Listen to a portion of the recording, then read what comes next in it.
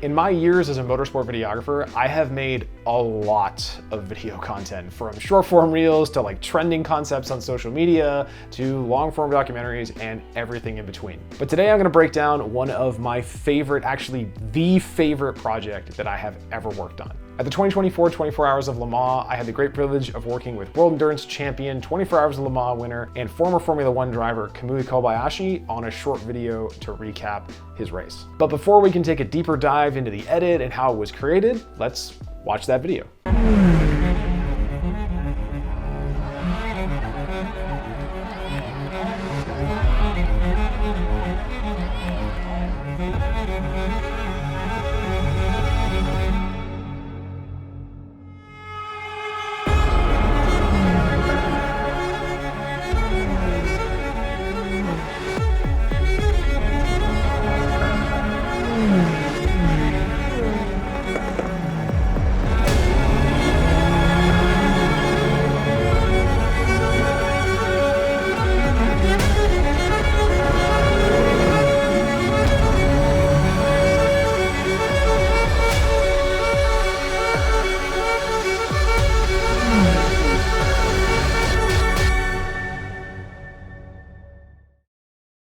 All right, so as I said in the intro, this was obviously shot at the 2024 24 Hours of Le Mans, and I did not work on this solo. I worked on this with my good friend and colleague, Brent Core. He acted as a second camera on all the different stuff that we were shooting at Le Mans that year. So a good portion of the footage that you see in this edit was actually shot by Brent. If you want to follow Brent on social media, I will put the link to his Instagram in the description below.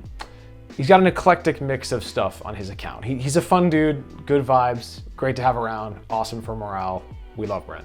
And I'll say it's been really nice over the last couple of years to start working with a team and with multiple people, because it just allows you more collaboration and you can have ideas from different people and you can take a little break and someone else can shoot and you have someone to bounce ideas off of, and it's really nice, and I think it's created better content. It's allowed me to focus more time on working on making a great edit and not always being trackside with a camera in my hand. So we were actually in Le Mans for 2 weeks. We arrived the Wednesday before Le Mans, like not the Wednesday of the race week, the week before, because it's actually a test day and a bunch of other events that you shoot in the time leading up to the race. This includes like scrutineering, like I said, the test day, the driver parade, all kinds of different events that all are part of the big, events of the 24 Hours of Le Mans, and they all need to be captured. We also spent time shooting a bunch of B-roll around the city of Le Mans. We flew a drone, we did all kinds of different things and just captured so much footage. So we had a lot of options and we actually sat down to start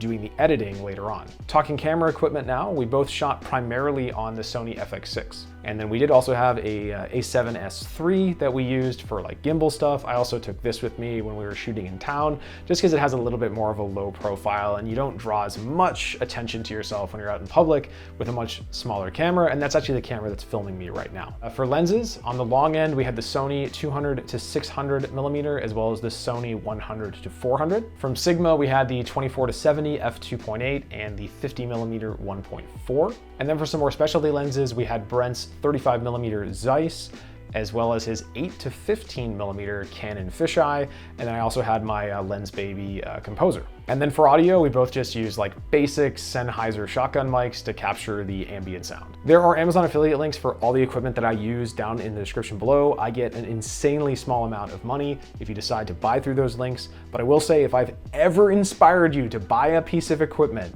please try to go to a local camera shop and buy it. I would much rather see everyone supporting a local business than ordering through Amazon, if possible. Finally, in terms of software, please don't turn the video off or boo me. This was edited in Adobe Premiere Pro.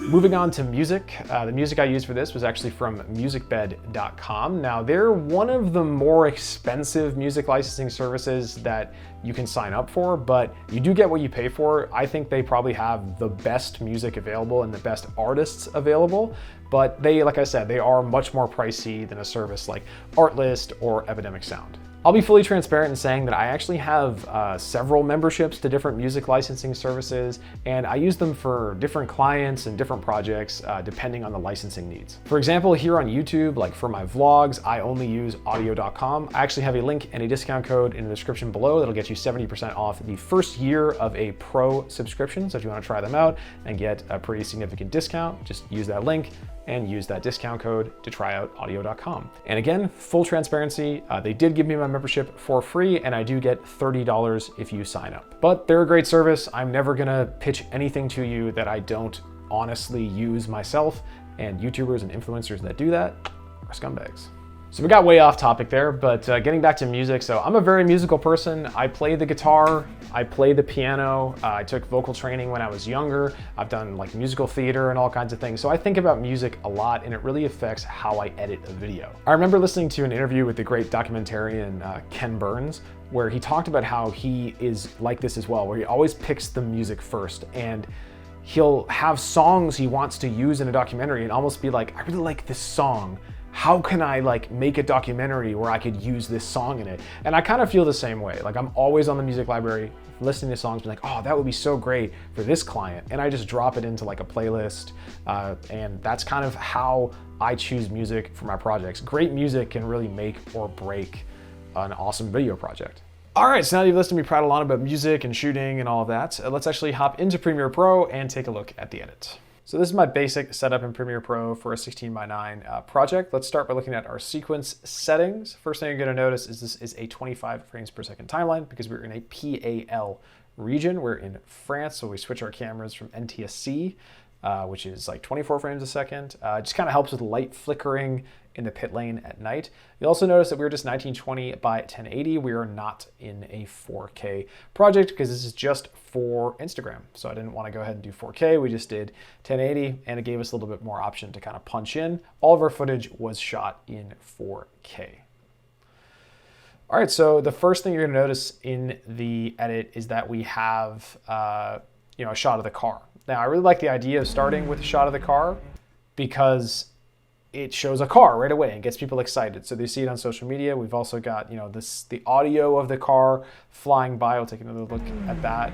That's shot in the kink between the Mulsanne Strait and Indianapolis. And you'll actually see there is a little bit, if we look in the effects controls, there is a small scale out. So this is actually doubled. It's punched in twice, and you'll see this 100 actually go, and the number gets smaller because we're actually zooming out. And it's just something you barely notice, but I find it really adds something. And it's just a nice, easy, like pan at full speed. And obviously you can see the sign above says Toyota Gazoo Racing. This is a Toyota, so it just kind of makes sense. Then we get a few stage setting shots of the beautiful sunset on the front stretch at Le Mans, and then the ACO building, which I think, again, just helps set the scene. And we go right into a shot of the racetrack. Now this is right at like the Dunlop chicane, and you'll see it's actually a bit of a speed ramp. And if you look at the timeline, if we zoom in, you're going to see this is actually a linked After Effects composition. And this is because I just added a little bit of motion blur to the end in After Effects, because obviously this was shot in slow motion at 100 frames a second, and then it kind of just does this little zoom, or sorry, not zoom, but ramp into the next shot. And it just helps transition perfectly into the next shot, which is also a shot moving towards camera. Now this is just a handheld shot from the parade. We're gonna move right into this. And going to this shot shows us our driver lineup. We see Kobayashi's name in the middle. We see DeVries. We see Jose Maria Lopez, who is filling in for Mike Conway because he actually got hurt in a cycling accident, unfortunately. And as we move through here, we're gonna have more shots of the parade. This is a beautiful shot that Brent got with his fisheye lens of in slow motion, just all the confetti coming down that people throw. The Le Mans parade is an insane event. I did a video about it. Click up there to watch it.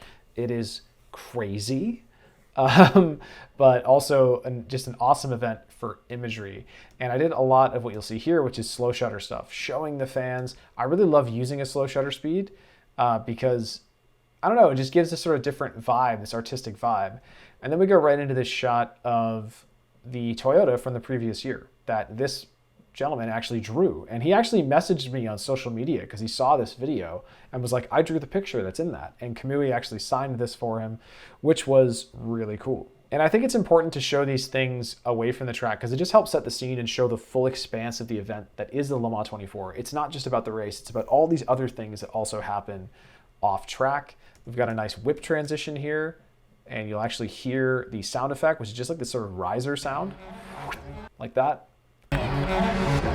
And this is just me swinging the camera back and forth like this at the parade. Made that myself in camera. We get to see another shot of the GR flag, Kamui signing. And then we have one quick little shot of the grid, shots of the marshals, the band on the grid, and that sound of the drum actually hits right as we hear the drums on the track, which is just a really simple editing technique that you can also, like I've seen people, or I've done it where I've added like an even heavier sort of boom sound effect to kind of drive that home. And then we see our 24 Hours Le Mans flag, beautiful. I used the crap out of this shot for all the clients we had at Le Mans. It's such a nice little shot right there. And then we have the beautiful airplanes. The intro to the 24 Hours of Le Mans is the same pretty much every year. They don't really change anything. They have the guys rappelling from the helicopters. They have the flyover of the planes making the French flag. But it's baller, and that's why they don't change it. It stays the same every year. But the grid at Le Mans is very difficult to shoot. And you'll notice this video doesn't have a lot of shots of the grid because the grid really opens about 3 hours before the race starts.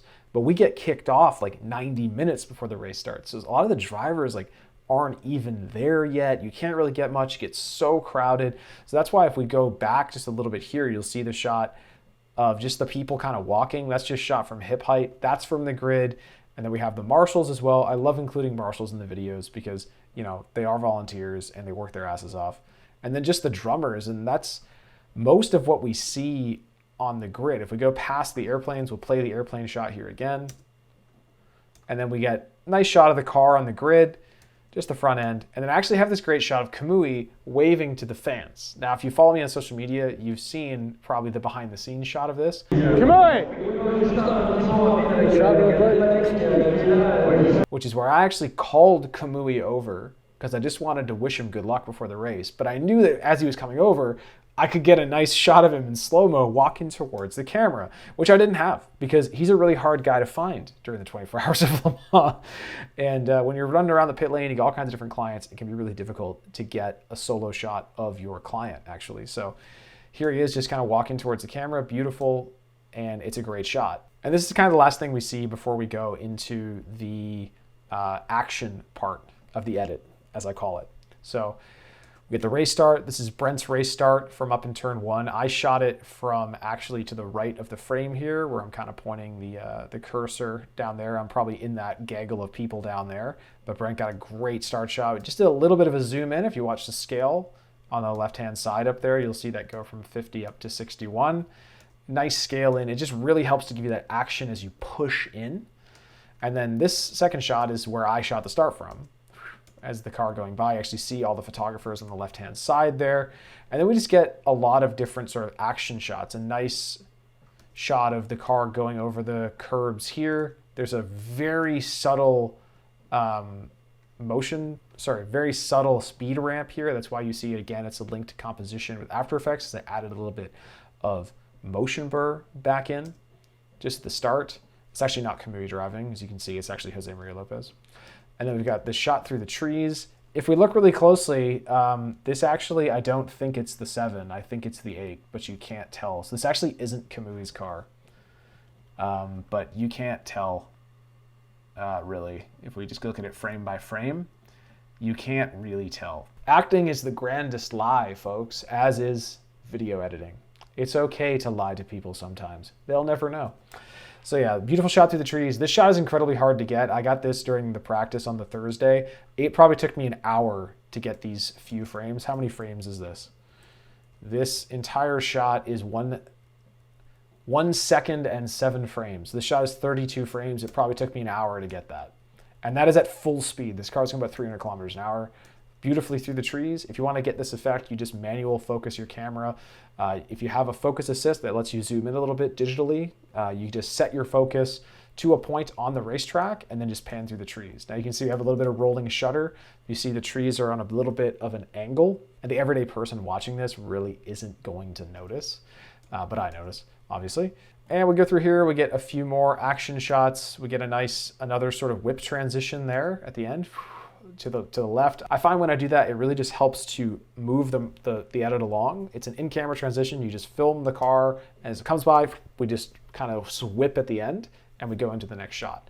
Now these next shots I'm really happy with. These are shots that Brent got with his 8 to 15 millimeter fisheye. This is at 8 millimeter with a massive vignette. Now this is not added in post. This vignette happens in the lens. It happens in the camera. There's no trickery going on here other than the fact that this was shot in slow motion. I sped it up and added motion blur to it. That's why all 4 of the shots together there are After Effects compositions, basically. And you'll see that it's very quick shots and they happen right on the beat in the song. And then we get the peel out, right? I love this. I'm a huge fan of this. It's a really cool shot. It's something super unique and it's just artistic AF, as the kids would say, so. And then we jump into the next shot, which is something that Brent got out the window as we were driving home. This is actually about 9:30 at night, because at this time of year in Le Mans, it doesn't get dark till almost 11 o'clock. So we were driving home one night and I said, I want to get a shot of the building.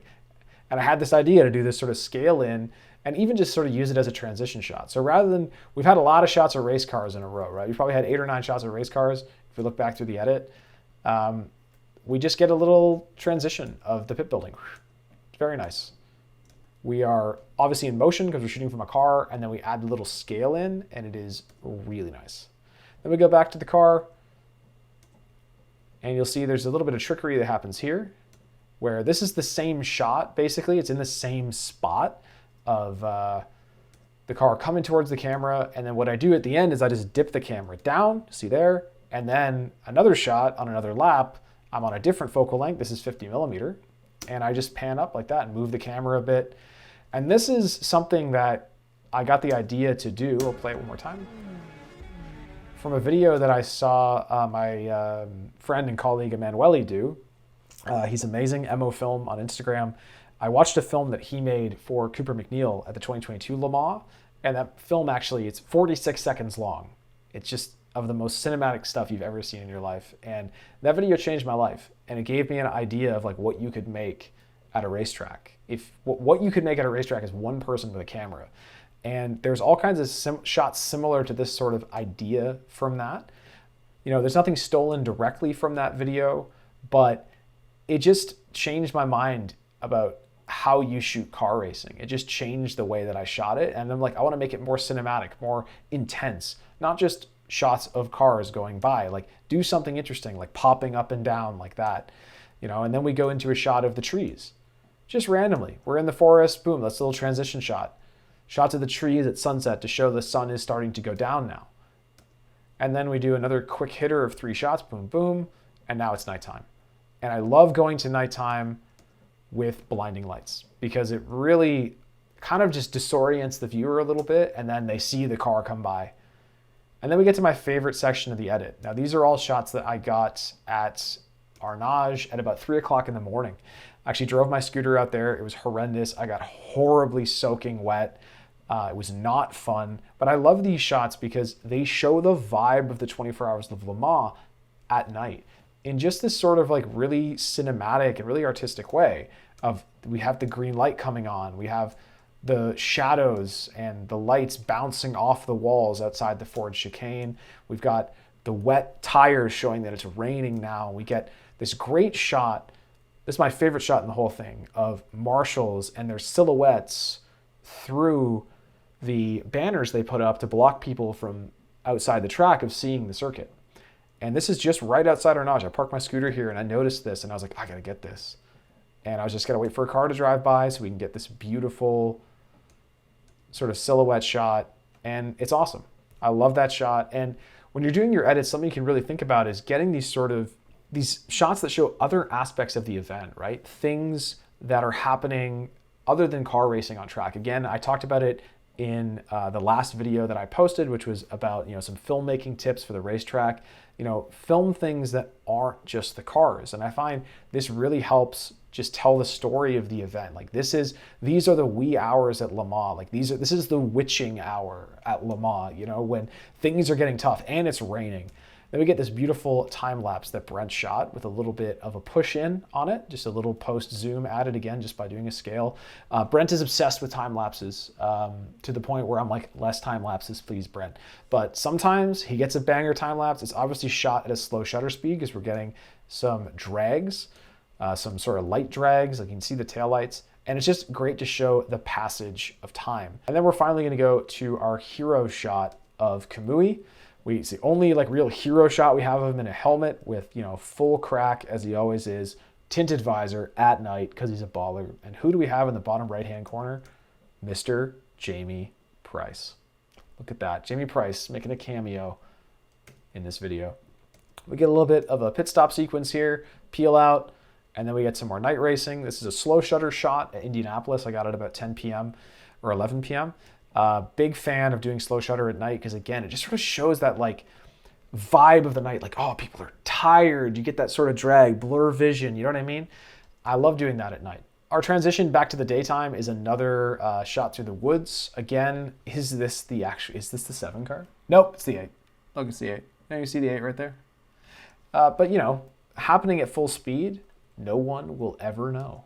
We had to slow it down and freeze frame it to see that. But yeah, that is a shot of the 8. Going through the woods. This is probably my favorite shot to get at Le Mans. This is also on the run down to Indianapolis from the other side. You can actually see the tape they have there to stop the public from getting any closer than that. They do 100% though go underneath that tape when no one's looking. And then we just get some shots into the morning. We've got dirty car shots. It did rain some more in the morning. Brent got some awesome trackside shots while I was editing. That's a shot from the test weekend. You'll notice that it is because the sign is in the background. And that sign is only visible, the sign with the roundabout, it's only visible during the test. They covered up with sponsor boards during the race. So it's like Xbox or something on it, or I think it was like Le Mans Ultimate was covered that or whatever. So that shot's actually from the test. So that, again, that's another lie. It's another editing piece of magic that was not from the race. It's from the test. A lot of the stuff you see in here is shot during practice.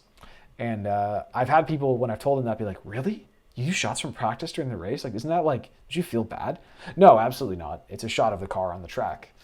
You know what I mean? Like, does it matter if it happened during the race or during, like, we're not doing news here. We're doing art. We're making a film. It's not news. It's nonfiction, but again, it is fiction in a way. It's a narrative, right? We're telling the story of the event. This is another shot from the test at Indianapolis, and then we just transitioned directly to the podium. A couple shots, cut to the music, boom, boom. They finished P2 in class, and then we end with just a nice slow motion of the podium. A little champagne spray. I always shoot podiums in slow motion. I find it's nice. You can always speed it up, and you can do speed ramps and do the champagne and things. And that's basically the entire edit. And the edit is 50 seconds and 14 frames. Now, it is only 50 seconds to tell the story of a 24-hour race. But again, looking back at that piece that I saw Mo do a couple years ago, Jamie actually showed it to me in the media center at Portimao. And I remember that video broke me when I first saw it. I'm not going to show it here because I didn't ask Mo if I could show it. But that video broke me at first because I was like, this is insanely good. Like, how can you tell the story in 46 seconds? It's insane. And I remember I was at Daytona in 2023 and I was feeling pretty down and nothing was going right. And I remember Jamie Price said to me, he showed it to me again. He's like, this video, man, he's like, you're capable of making this. You can make this. I don't know why you don't. And that was all I needed. And then from then on, it was like I was on a different path towards making more cinematic films. And what that really taught me was that you could make something very cinematic. No one knows what that means, but it's fun to say. It's cinematic, right? You can make a cinematic piece that felt like real filmmaking, that had amazing stuff, told a full story, but you could do it in a short format that people could digest on social media and could enjoy and consume, you know, in 50 seconds. So that's why I love this piece and I'm really happy with it. Now, we've talked about the edit. Sorry to trail off there. Let's talk a little bit about the color grade. So you'll notice there's an adjustment layer on top. I should have mentioned the sound effects. Really, all we have for sound effects, there's not much there. Car sound. During the parade, we just have some sort of generic crowd sounds in the background. And then I just have like some risers and some whoosh sounds. Nothing crazy. And that's basically all we have other than car sounds. So looking at the color grade, it's all kind of done on an adjustment layer. We've gone ahead and used the Joe Famularo Phantom LUTs. Color grading, I'm the first to admit, is my weakest point. I am not great at color grading, but I'm getting better all the time. I'm actually learning how to use DaVinci Resolve now as well, because I want to kind of, do more with my, color grading and learn new skills when I have time. So basically I just drop an adjustment layer directly on the entire thing, and I added the LUT, which is Eterna from the FX6 Legacy Eterna from the Phantom LUTs. I don't think there's anything else on here. Yeah, there's no creative or anything else. All I did was add the LUT.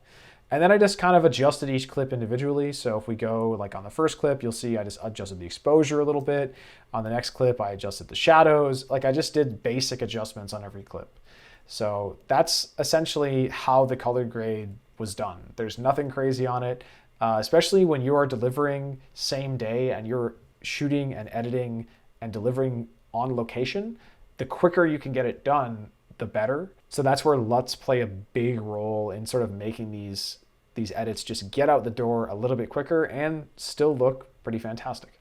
So now that we've talked about the edit and the color grade, the craziest thing about this piece is that this was actually delivered to Kamui within 2 hours of the podium. And I've told people that. I remember talking to Greg from Greg's Video Garage about this, and he thought that was absolutely insane. But the thing is, if you know what you're gonna make and you're editing it throughout the race, right? And you have the music ahead of time and you've got that narrative built out and you're shooting to your edit. I talked about this in my last video, which I've already mentioned, where I talked about shooting to the edit, thinking about your edit. You can really deliver a high quality video in a short amount of time, as long as you're, first off, you have good planning, and then second, you're just decisive in the edit and you're not constantly sitting there second guessing yourself. So that's how I think I'm able to deliver so quickly, is like kind of like I've got my 10,000 hours in, so I know what I'm doing, but then also like I'm very decisive when it comes to the edit. I'm not gonna be second guessing myself a million times while I'm sitting there. It does happen every now and then, but for this piece it didn't, thankfully. Probably was the sleep deprivation for being up for so long, but I just made the edit and got it out. So I've done a couple of these editing breakdowns in the past. They're in a playlist on my page, and I usually at the end talk about things that I would have done differently. Now this is gonna sound pretty arrogant, but I don't think there's anything in this edit that I would have done differently. Maybe I would have revisited the sound design, stuff like that, but I think the music is perfect. I think the visuals are really good. I think it tells a really excellent story. It shows a lot of the life outside of the racetrack while also having cool race cars in it. And it's just very artistic, and I love it, and I'm a huge fan of it. And I'm at the risk of sounding arrogant, I'm really proud of it, and I'm really happy with how it turned out, and that's why I tell people it's my favorite piece that I've ever made.